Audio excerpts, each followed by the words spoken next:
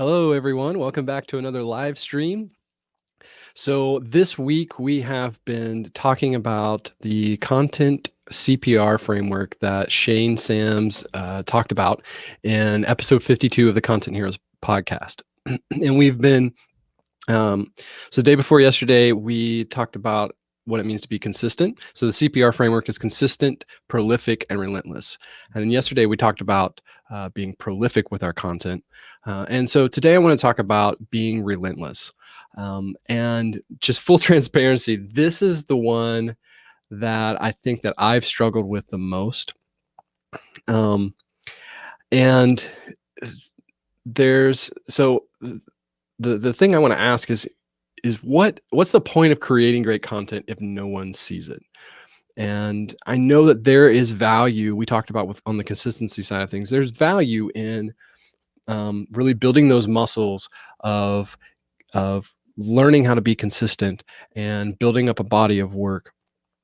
But the big difference between a hobby podcast and a business podcast is the business podcast, there's a point to it, right? There's you're taking people on a journey to some place to help fuel your business growth and to put an offer in front of them to help them, right? But none of that works if no one sees your content. And so my biggest struggle, I think, in the beginning was I was doing a lot of work to be consistent and prolific and really build up this body of work, but I was not being intentional about being relentless with that and promoting it and getting it in front of people. And I think a lot of times for most of us, the thing that we're afraid of is being annoying. So of annoying people with our promotion of our content.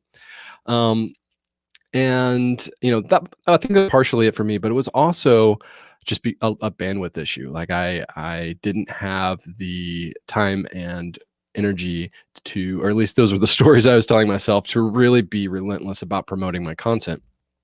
But there are a few things that I've learned since then that's really changed how I'm thinking about being relentless with my content. One is people don't think about you nearly as much as you think that they do.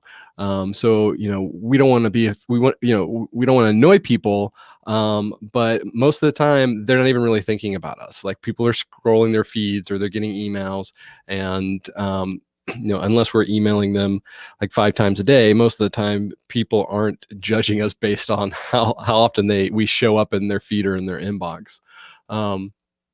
And so the second thing is people will judge you no matter what, good or bad.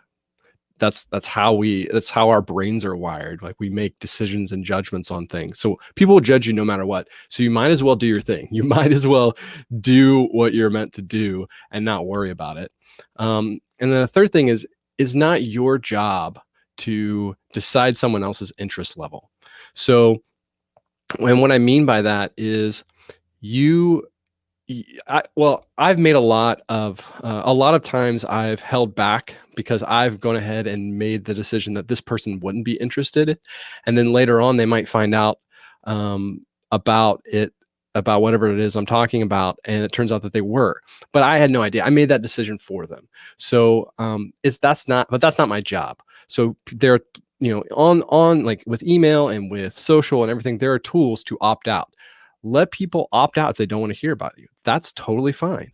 And so all of that boils down to, for me, where I've landed is, if you have something that can help people, whether it's your content or an offer or whatever it is, if you know that it can help people, it is your job to tell as many of those people about it as possible.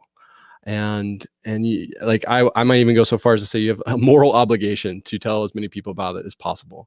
And so it's not always about creating more content, but you want to be relentless and promote the content that you have. But just like with being consistent, you're not promoting just for the sake of promoting it, right? And so the way that I approach the promotion side of things is I want to actually have a conversation with people. And so so taking the time to create conversation starters around the different aspects of the content, because that's where people really start to get invested in you and your work and your content. And so what I've learned is that actually takes having courage to show up and ask questions and create a dialogue.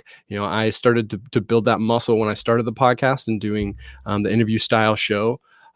But where I stopped, was extending that into building a community and engaging in conversations outside of just that interview podcast.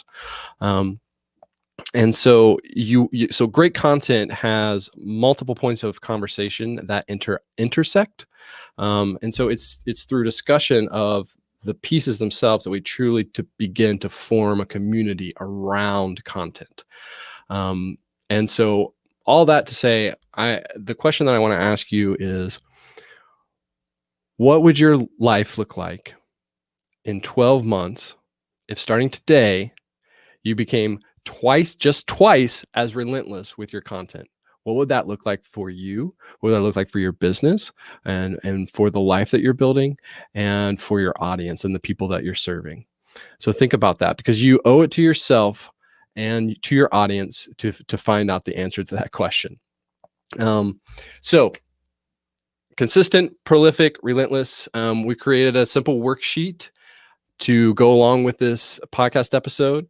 So to download that worksheet, go to contentheroes.com/worksheet52/worksheet52 and download the worksheet and start thinking about how you can be more consistent, prolific, and relentless with your content.